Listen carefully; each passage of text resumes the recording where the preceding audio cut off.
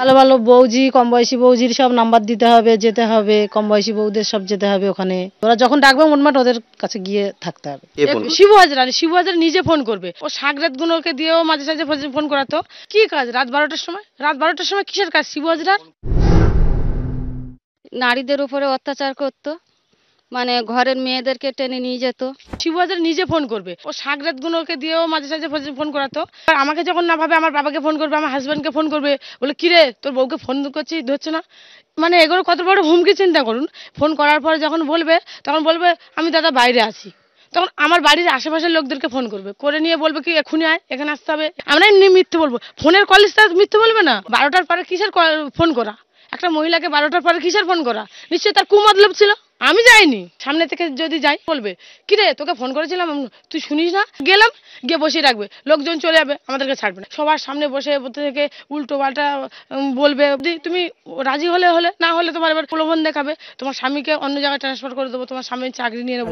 Meeting না হোক, ওনাদের ইচ্ছা যেতে হবে, না গেলে বাড়ির লোকজনদেরকে ধরে মারবে, আমাদেরকে যেতে হবে, কোথাও আবার নিয়ে চলে যাবে, এইসব করবে।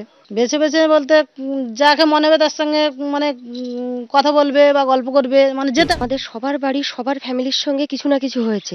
আমার স্বামী একটা বিএলআর অফিসে কাজ করতেন, আমার হাজব্যান্ডকে মেরে মারলো, খুব মারার পরে আমাদেরকে রাত্রে করে মিটিংয়ে যেতে হবে।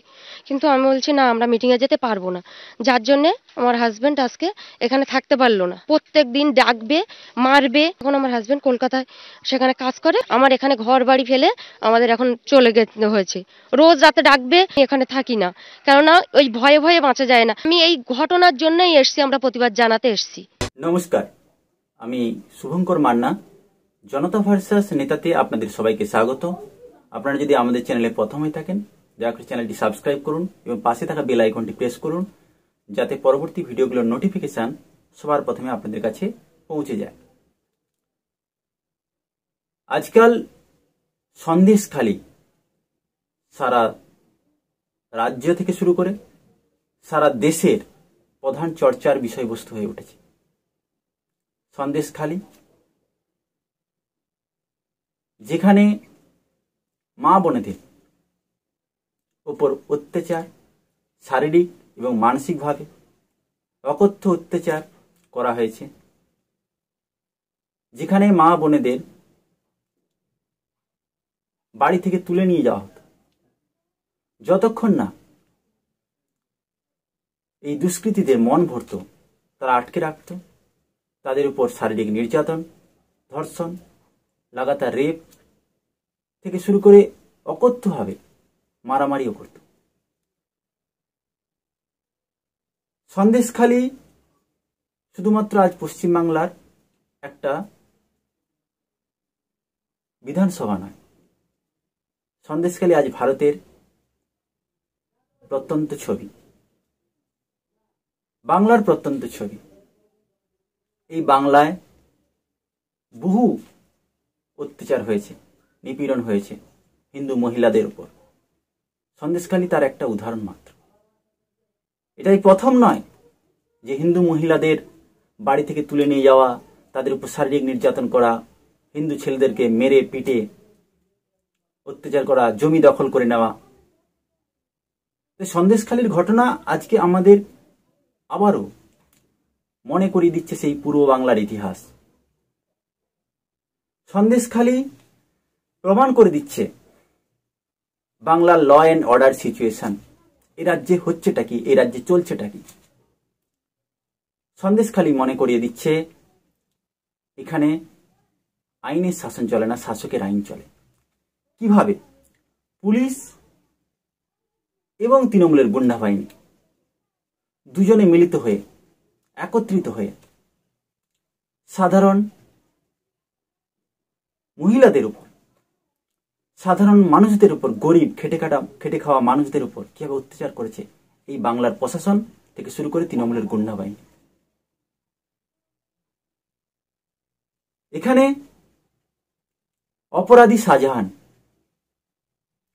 অপরাধী শিবু হাজরা, অপরাধী উত্তম সর্দার, ওরফে কেউ কেউ নূর আলম বলে থাকে। আর যাদের উপর অত্যাচার করা হয়েছে তারা আমার আপনার বাড়ির মহিলা এবং আমার আপনার পরিবারের সদস্য। তৃণমূলের গুন্ডা বাহিনী, তৃণমূলের নেতারা এসে দেখত যে সন্দেশখালীর প্রত্যেকটি গ্রামে অল্প বয়সী সুন্দরী কোন কোন মহিলা রয়েছে, কোন কোন মা বোনেরা রয়েছে, যাদেরকে রাত্রি 12টার পর পিঠে তৈরি করার নাম করে তৃণমূলের গুন্ডা বাহিনীরা ডেকে পাঠাতো, আর না গেলে তাদের তুলে নিয়ে যাওয়া হতো। তারপর এই তৃণমূলের গুন্ডা বাহিনীর, শাহজাহানের বাহিনীর যতক্ষণ না মন ভরত তাদেরকে আটকে রাখত, তাদেরকে লাগাতার ধর্ষণ করত, তাদের উপর শারীরিক নির্যাতন করত, তাদের জমি জায়গা কেড়ে নেওয়া হয়েছিল, এখনো কেড়ে নেওয়া হয়েছে। তাদেরকে মাসিক লিজ, নিজের পয়সাটুকু দেওয়া হতো না। তাদের জমি জায়গা কেড়ে নেওয়া থেকে শুরু করে তাদের বাড়ির মহিলাদের ডেকে পাঠালে না গেলে পুরুষদেরকে বাটাম দিয়ে, বড় বড় কোদালের বাঁট দিয়ে মারা হতো। আর সব থেকে সুন্দরী সুন্দরী মহিলাদের বিছানার ভোগ্য বস্তুতে পরিণত করত এই তৃণমূলের গুন্ডা বাহিনী। আর যারা তুল্যমূল্য বিচার একটু খারাপ দেখতে, তাদেরকে দিয়ে কাজ করানো হতো। ভাবতে পারেন 2024 সাল, আমরা কোন রাজ্যে বসবাস করছি, কোন দেশে বসবাস করছি, যেখানে পুলিশ প্রশাসন এবং তৃণমূলের গুন্ডা বাহিনী এক হয়ে গেছে।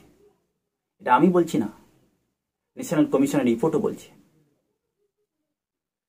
এর সমাধান কোথায়? পুলিশরা কি করছে, মন্ত্রীরা কি করছে, দুষ্কৃতীরা ঘুরে ঘুরে বেড়াচ্ছে, আর সাধারণ ছেলে মেয়েদের, আমাদের স্বামীদেরকে তুলে নিয়ে পালাচ্ছে থানায় নাকি? আর আমাদের রাত্রের ঘুম কেড়ে নিচ্ছে পুলিশরা। গুন্ডা বাহিনী লাগিয়ে তো স্বামীদেরকে, দাঁড়াও না, স্বামীদেরকে পোস্টে বেঁধে মারছে। এটাই আতঙ্ক, আমাদের ছেলেদের তুলে নিয়ে যাচ্ছে। আমরা শান্তি প্রাপ্য থেকে বঞ্চিত করা, নারী নির্যাতনের মতো একবার যদি ভারতবর্ষের ইতিহাস দেখেন, দেখবেন কোন ধর্ষক অত্যাচারিত করার পর সেই ধর্ষকের সাজা হয়েছে, ফাঁসি হয়েছে? হয়নি। কারণ আমাদের দেশের আইন খুব জঘন্য। এখানে টাকা, ধনী, যাদের ক্ষমতার বল আছে, তারা বারবার অত্যাচার করার পরেও সাজা পায় না, তারা ছাড়া পেয়ে যায়।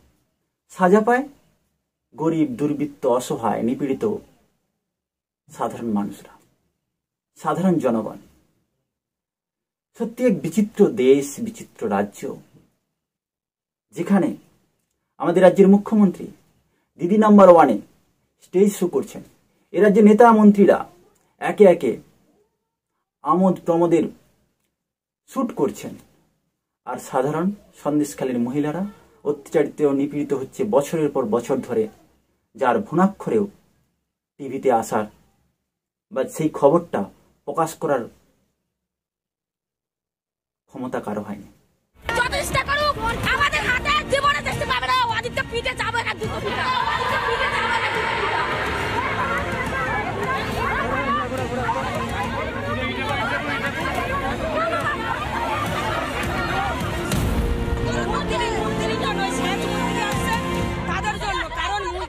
গদি নিয়ে আরামে বসে আছে, আর আমরা মা বোনটা ইজ্জত হারিয়ে রাস্তায় দাঁড়িয়ে আছি। এবার অজিত মাইতির গ্রেফতারের দাবিতে ছাঁটা হাতে বিক্ষোভ, প্ল্যাকার্ড হাতে বিক্ষোভে সামিল গ্রামের মহিলারা। প্ল্যাকার্ডে লেখা, অজিত মাইতির গ্রেফতার চাই, শাহজাহানের গ্রেফতার চাই। পুলিশ বলছে অজিত মাইতিকে কোনো কিছু করা যাবে না। আপনারা কি চাইছেন?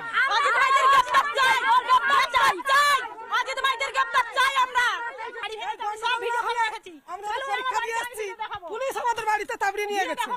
এই যে ছেলে মেয়ে পরীক্ষা হয়, বলুন এমন মার মেরেছে, মাথা ফাটিয়ে দিয়েছে এই দিয়ে। অজিত মাইতির কাছে বিচার দিতে হবে, 10,000 টাকা ঘুষ দিতে হবে, তাহলে বিচার করবো না তো বিচার করবো না। যারা ফ্রিডম অফ স্পিচ এই জ্ঞান দেয়, যারা অভিব্যক্তির কথা বলে, তারা কিভাবে এই রাজ্যকে, মানুষদের বলার অধিকারটুকুকে কেড়ে নিয়েছে। যারা প্রতিবাদ করে তাদের মুখকে বন্ধ করে দেওয়া হচ্ছে, সেটা হয় বাই ফোর্স, না হলে ভয় দেখে। আপনারা দেখেছেন এই রাজ্যেরই আর বাংলার সাংবাদিক সন্তু পানকে কিভাবে পুলিশ জল্লাদের মতো টেনে হিঁচড়ে নিয়ে গেছে। অপরাধ সাংবাদিক সত্য কথা বলেছে। সত্য কথা বলাও এ রাজ্যে বর্তমান অপরাধ হয়ে দাঁড়িয়েছে। এ রাজ্যের মহিলারা আজ সন্দেশখালিতে একের পর এক আন্দোলন করে যাচ্ছে, পুলিশের বিরুদ্ধে বিষোদ্গার করে যাচ্ছে, শাহজাহানের গুন্ডা বাহিনীর থেকে বাঁচার জন্য লড়াই করে যাচ্ছে। দর্শক, আজ 50 দিনের বেশি পার হয়ে যাওয়ার পরেও শাহজাহান এবং শাহজাহানের গুন্ডা বাহিনী ধরা পড়েনি। কিছু লোক ধরা পড়েছে, কিন্তু শাহজাহান ধরা পড়েনি। কারণ শাহজাহান হচ্ছে এই সন্দেশখালীর মুখ্যমন্ত্রী।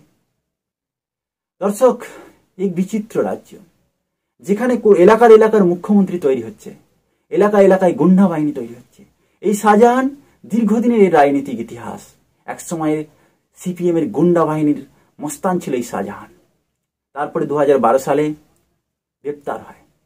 অলরেডি 2011 সালে সরকার পরিবর্তন হয়ে গেছে, কিন্তু 2012 সালে গ্রেপ্তার হওয়ার পর মুকুল রায়ের হাত ধরে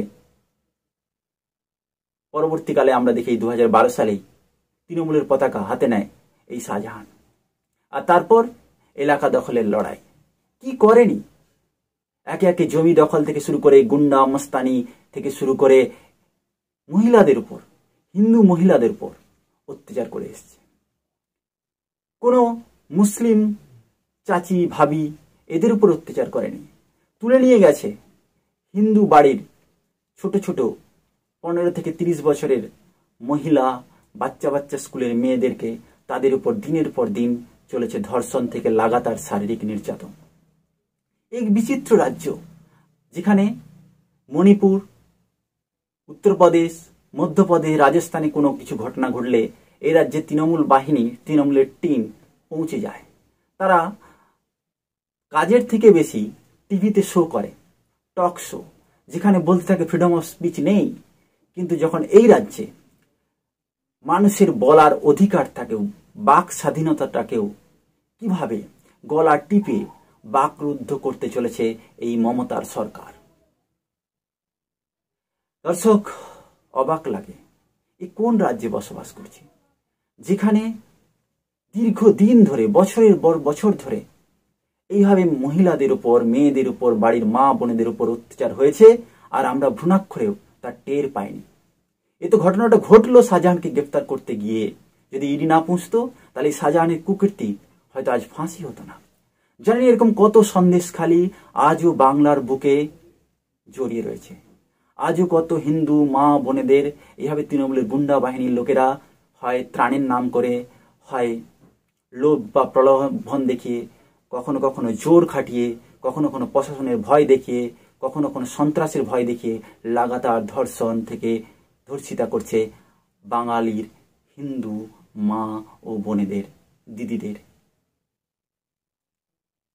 দর্শকের সমাপ্তি কখন হবে? বিচার কি আদেও পাবে সন্দেশখালীর মা বোনেরা, যাদের উপর অকথ্য শারীরিক নির্যাতন হয়েছে, যাদের উপর ধর্ষণ হয়েছে? সত্যি কি বিচার পাবে? আমার তো মনে হচ্ছে তা সম্ভবই নয়।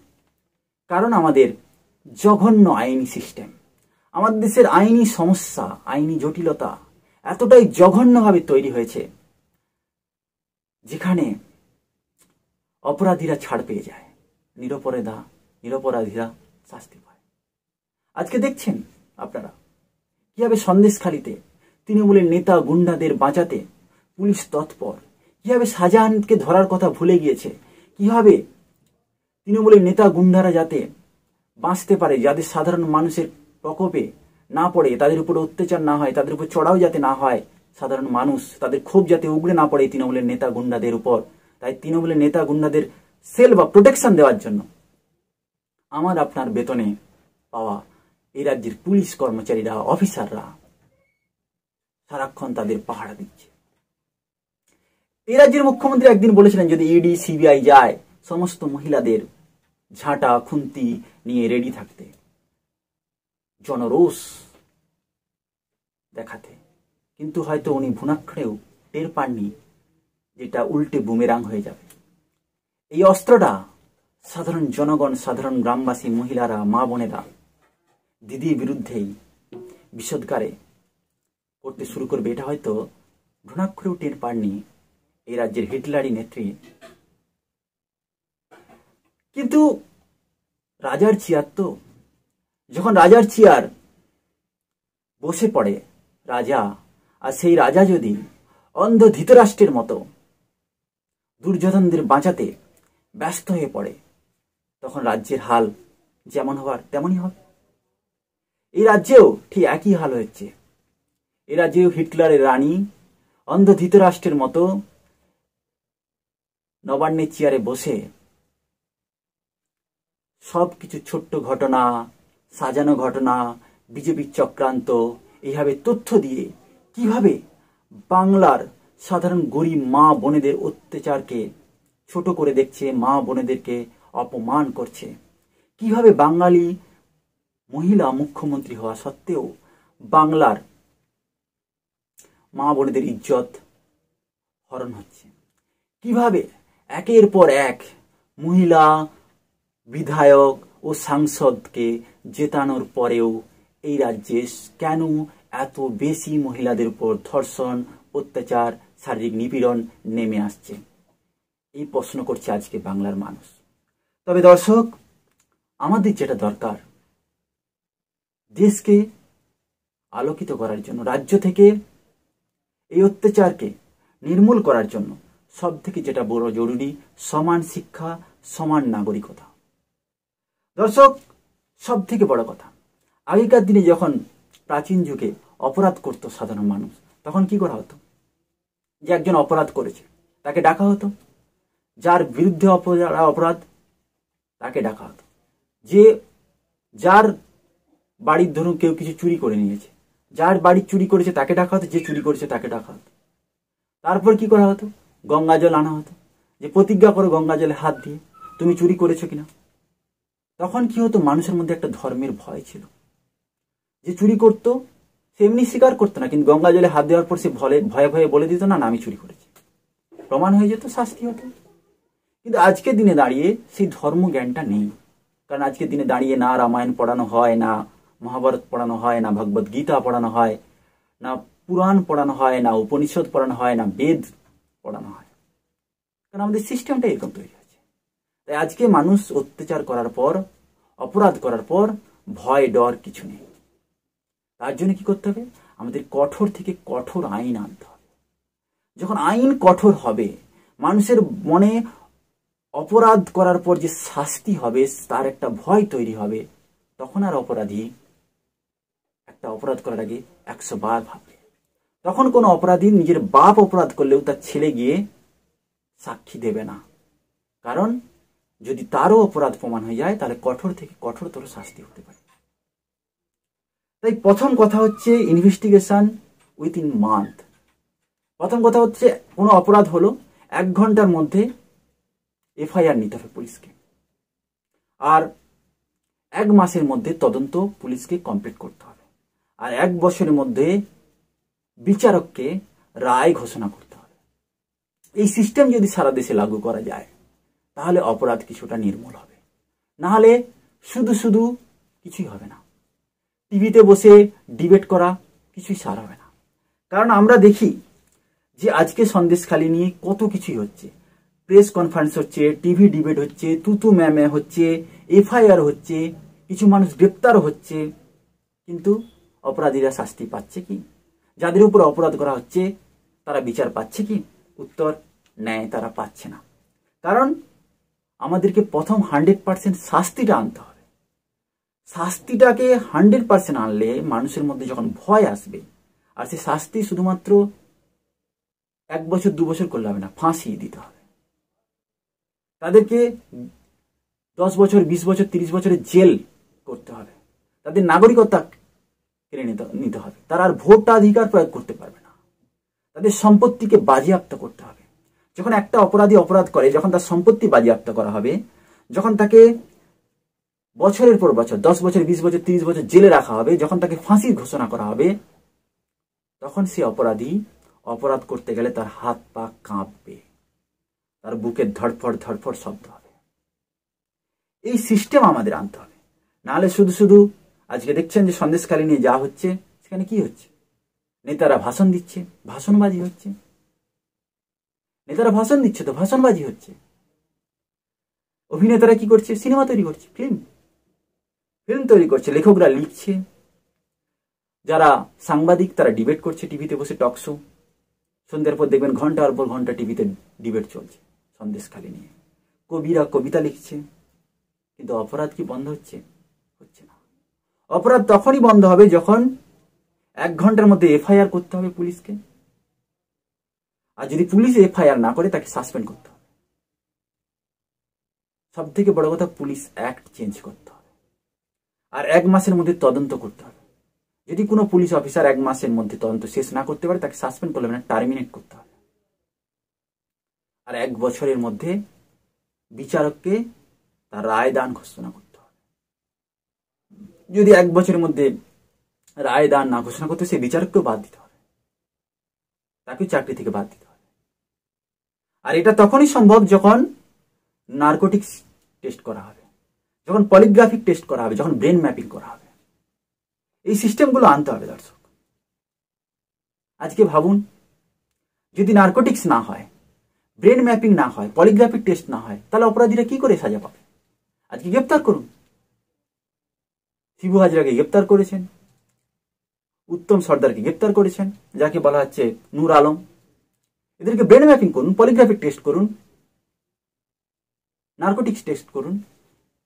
কে বা কারা অপরাধ করেছে, তারা কার কার সাথে যুক্ত, কত কার জমি সম্পত্তি দখল করেছে, কতজন মহিলার উপর ধর্ষণ করা হচ্ছে, তাদের উপর অত্যাচার করা হচ্ছে, তারা অলরেডি বলে দেবে যখন তাদের নার্কোটিক্স টেস্ট করা হবে বা পলিগ্রাফিক টেস্ট করা হবে। এগুলো আমাদের আইনে আনতে হবে। আর এগুলোর জন্য কি করতে হবে? কঠোর আইন আনতে হবে। আর কঠোর আইন আনলে তখন গম্ভীর যখন অপরাধ হবে, তখন তারা শাস্তি পাবে। তার জন্য প্রথম দরকার 1 নেশন 1 পুলিশ কোড।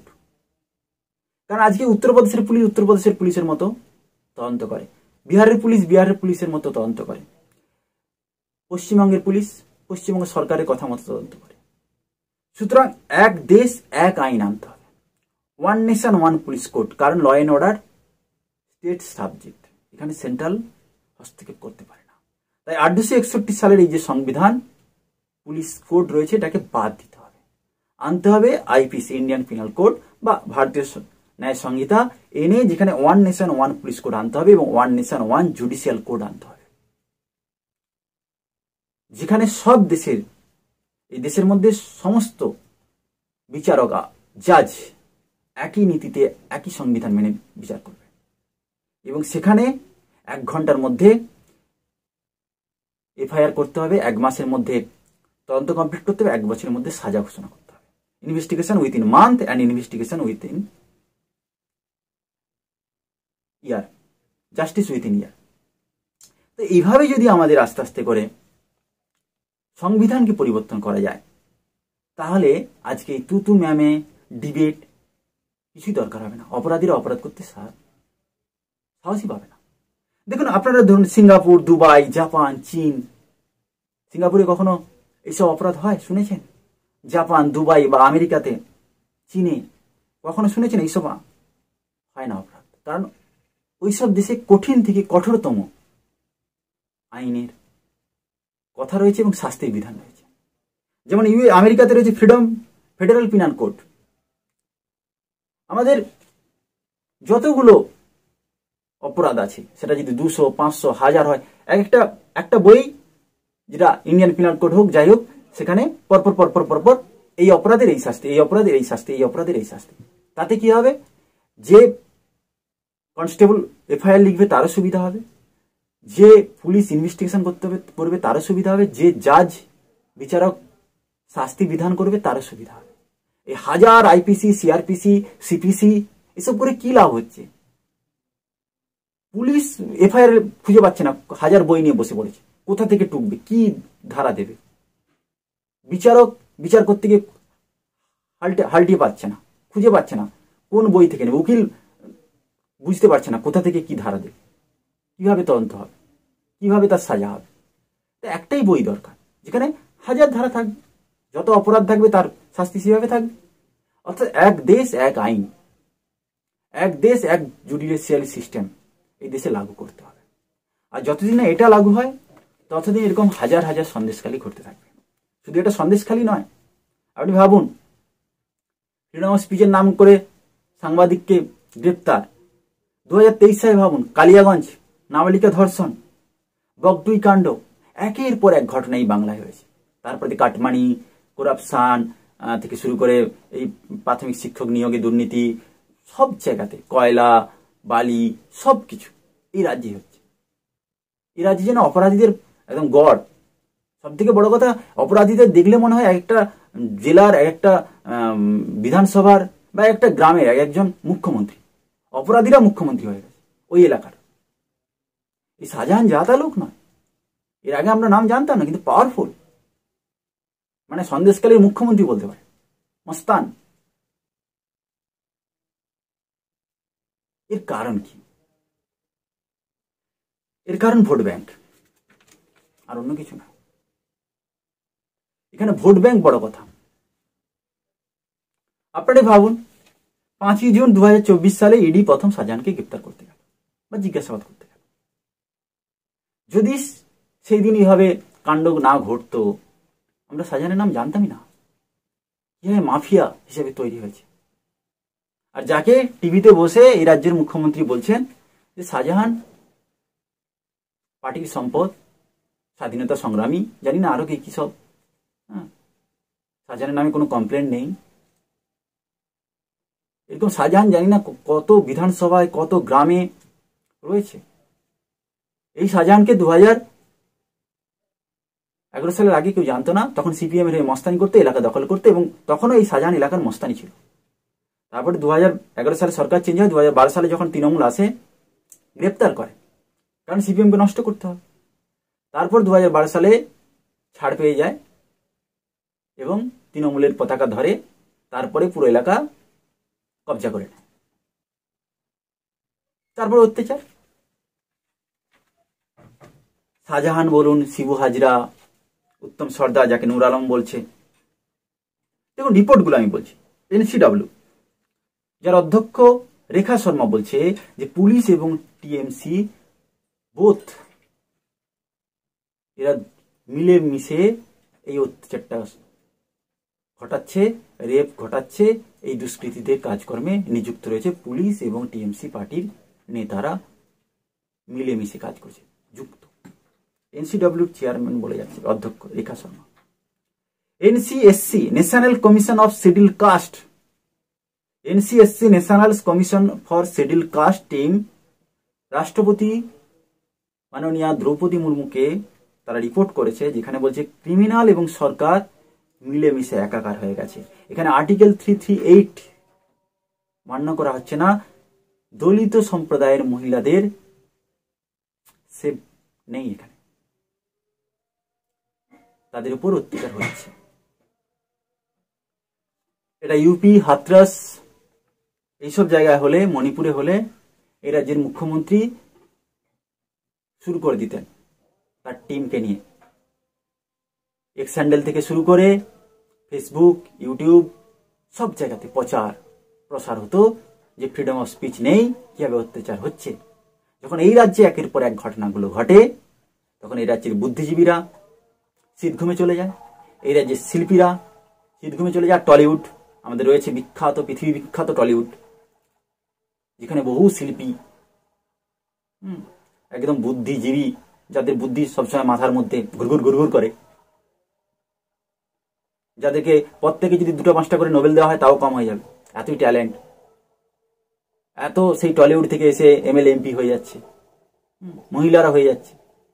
কিন্তু মহিলাদের যখন উপর অত্যাচার হচ্ছে, তখন এই রাজ্যের মহিলা বাহিনী চুপ, এই বুদ্ধিজীবী বাহিনী চুপ, সাইলেন্ট। আরে ভাই সত্য কথা বলো, সত্যের পথে থাকো।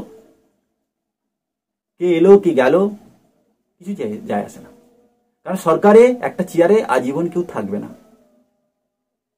যার জন্ম আছে তার মৃত্যু আছে, যার সৃষ্টি আছে তার ধ্বংস আছে। এ রাজ্যেও এই যে অত্যাচার হচ্ছে এরও সমাপ্তি ঘটবে, কিন্তু তার আগে সিস্টেমকে বদল করতে হবে। সিস্টেম যদি পুরো করাপ্টেড হয়ে যায় কোনোদিনও বদল ঘটবে না। প্রথমত বলি যে এই পীড়িত যে মহিলা, সে হিন্দু, সে দলিত, সে এসসি এসটি, তাদের উপর অত্যাচার হচ্ছে। আর যে আরোপী সে শাহজাহান, মুখ্য আরোপী। এরা সব বাংলাদেশি রোহিঙ্গা গ্রুপের অন্তর্ভুক্ত। এই সন্দেশখালীতে এত কিছু ঘটার পিছনে মূল কারণ হচ্ছে 1/3, 1/3 ভোট ব্যাংক পলিটিক্স, যেখানে বাংলাদেশ থেকে রোহিঙ্গারা এসেছে এবং তাদেরকে শেল্টার দিয়েছে এই রাজ্যের সরকার, এই রাজ্যের তৃণমূল পার্টি। কারণ ভোট ব্যাংক, এরাই হচ্ছে তৃণমূলের মূল ভোট ব্যাংক। 2017 সাল থেকে এই রোহিঙ্গাদের টিএমসি শেল্টার দিয়ে আসছে, তাদেরকে আধার কার্ড দিচ্ছে, ব্যাকবোন হিসেবে কাজ করছে টিএমসি পার্টি। 1996 থেকে 1998 খ্রিস্টাব্দে পর্যন্ত, মনে করুন 1996 থেকে 1998 সাল পর্যন্ত গৃহমন্ত্রী ছিল, হোম মিনিস্টার ভারতের ইন্দ্রজিৎ গুপ্তা। তিনি 1997 সালে একটা রিপোর্টে বলেছিলেন যে 1 কোটি বাংলাদেশি রোহিঙ্গা এই দেশে প্রবেশ করেছে। আর 2016 সালে ভারত সরকার একটা রিপোর্ট পেশ করে যেখানে বলা হয় 2 কোটি বাংলাদেশি রোহিঙ্গা এই দেশে প্রবেশ করেছে, যার মধ্যে 1.5 কোটি রোহিঙ্গা, বাংলাদেশি রোহিঙ্গা এই পশ্চিমবঙ্গেই বসবাস করছে। ভাবুন, 1.5 কোটি রোহিঙ্গা এই পশ্চিমবঙ্গে, এই বাংলায় রয়েছে, যারা বর্তমানে ভোট বাক্স হিসেবে কাজ করছে। এবং সেখানে দেখলে প্রায় 95 থেকে 125টি সিট এখানে মুসলিম সম্প্রদায়। এই রাজ্যে 95 থেকে 125টা সিট, 294টা বিধানসভার মধ্যে, যেখানে মুসলিম সম্প্রদায়ের মানুষরা ঠিক করতে পারে এই বিধানসভা থেকে কে এমএলএ হবে। সুতরাং বুঝতেই পারছেন কত বড় ভোট ব্যাংক পলিটিক্স এই রাজ্যে চলছে, কত বড় গেম এই রাজ্যে সংগঠিত হচ্ছে। দর্শক, আমার শুধু একটাই আবেদন যে বাংলায় এই মা বোনেদের উপর অত্যাচার, হিন্দু মা বোনেদের উপর অকথ্য অত্যাচার, বোনেদের উপর অত্যাচার, বাংলায় এই ভাইদের উপর দিনের পর দিন যেভাবে অত্যাচার হয়েছে, যেভাবে এই রাজ্যে আইন শৃঙ্খলা দিনকে দিন শেষ হয়ে যাচ্ছে, যেভাবে শাসকের আইন চলছে, আইনের শাসন চলছে না, যেভাবে এখানে পুলিশ প্রশাসনের সাথে টিএমসি গুন্ডারা মিলে মিশে সাধারণ মানুষ, গরিব মানুষের উপর অত্যাচার করছে, সাধারণ হিন্দু বাড়ির মহিলাদেরকে তুলে নিয়ে গিয়ে ধর্ষণ, নির্যাতন, নিপীড়ন করছে, শারীরিক নির্যাতন, বাড়ির মেয়েদেরকে, বউদেরকে, এর পরিসমাপ্তি ঘটুক। দর্শক, আশা করি বাংলা জাগবে, বাংলার মানুষ আবারও সোনার বাংলা গড়তে পারবে। আমাদের এই প্রতিবেদন কেমন লেগেছে দয়া করে কমেন্ট করুন, আর অবশ্যই সাবস্ক্রাইব ও শেয়ার করুন। ধন্যবাদ।